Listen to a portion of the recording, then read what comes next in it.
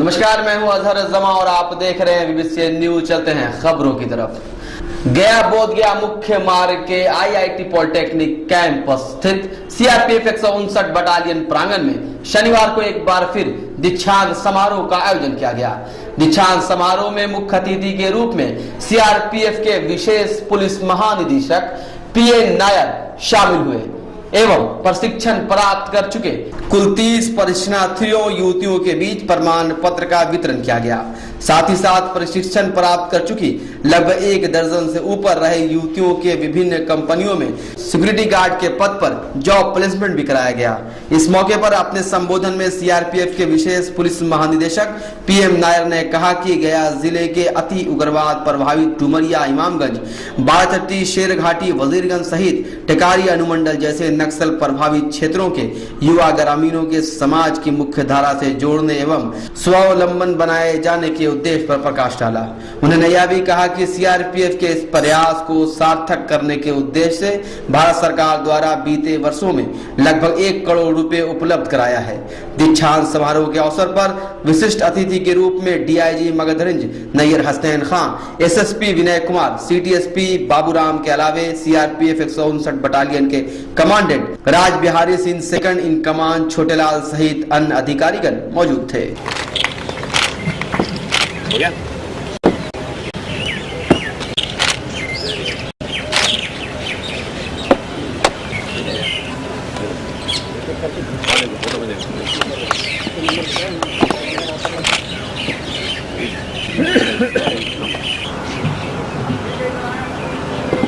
कृति कुमारी, संगीता कुमारी, कृपया तालियों से इनका स्वागत करें।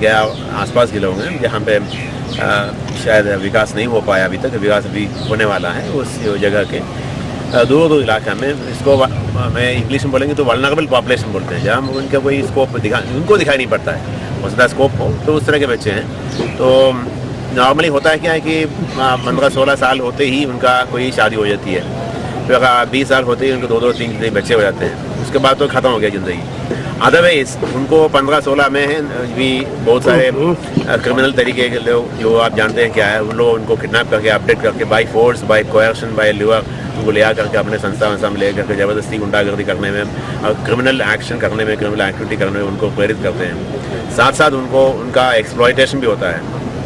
महिला है तो उनका एक्सप्लॉयटेशन कई तरह का होता है, सेक्सुअल एक्सप्लॉयटेशन भी होता है, या शोषण बड़े पैमाने पर।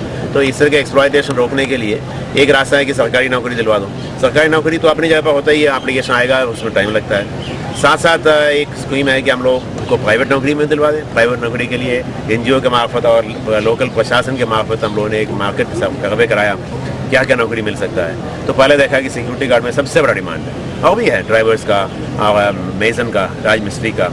तो इस तरह के कई जगह हम प्रोग्राम बनाए और सीआरपी के यहाँ के लोकल कमांडेंट साहब है वो काफ़ी इंटरेस्ट लेते हैं। वहाँ यहाँ में हमारे आईजी साहब है वो इंटरेस्ट लेते हैं। उनके इंटरेस्ट लेने से लोकल प्रशासन के सहयोग से, यहाँ के डीआईजी और एसपी साहब के सहयोग से और यहाँ की एनजीओ के सहयोग से हम लोग क्या करते हैं, इसको आइडेंटिफाई करने के लिए हम लोग खुद जाते नहीं हैं, एनजीओ जाते हैं। आप जाकर पूछो उनके परिवार से, बच्चे से, बच्ची से और उनके माता पिता से कि आप प्राइवेट नौकरी चाहते हो कि नहीं।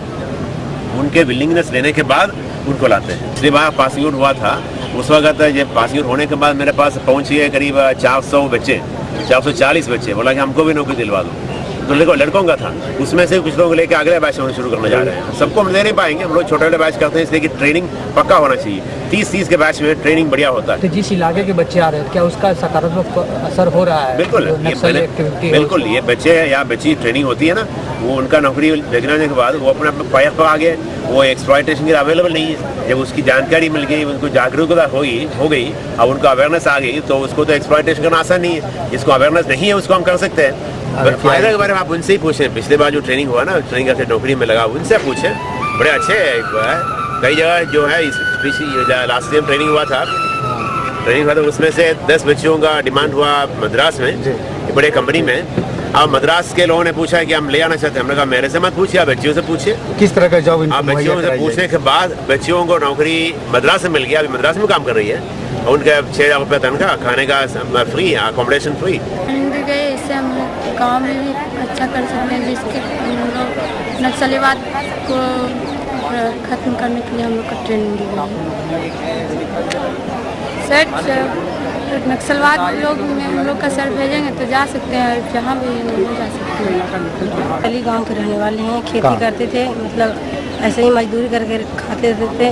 हम लोग का कहीं निकलने में मुश्किल होता था, घर में बैठे रहते थे। नक्सली लोग बहुत खतरा हम लोग करते हैं। अब किस तरह की ट्रेनिंग दी गई? गार्ड का हम लोग ट्रेनिंग दिया गया है, हम लोग काम करेंगे, शहर में रहेंगे, इसी से हम लोग का फायदा होगा। नक्सली लोग का समझ में आएगा क्या चीज़ करना चाहिए नहीं करना चाहिए। घर पे काम करते हैं, खेती मजदूरी करते हैं और क्या। अब ट्रेनिंग मिला है आपको? ट्रेनिंग में कुछ आगे काम करने में बहुत गरीबी के कारण पढ़ नहीं सकती हूँ। अगर काम मिलेगा तो काम करके पैसे होगा तो पढ़ भी सकते। नक्सली गाँव से हैं हम लोग, नक्सली इलाका है, 12 चट्टी है। क्या करती थी पहले जब ट्रेनिंग? हम लोग खेती करते थे, मजदूरी करते थे। अब ट्रेनिंग किस तरह का ट्रेनिंग दी गई है, कितना फायदा हम लोग सुरक्षा गार्ड का ट्रेनिंग लिए हैं, इसका फायदे के लिए। अब ट्रेनिंग किस तरह का ट्रेनिंग दी गई है, कितना फायदा हम लोग सुरक्षा गार्ड का ट्रेनिंग लिए हैं।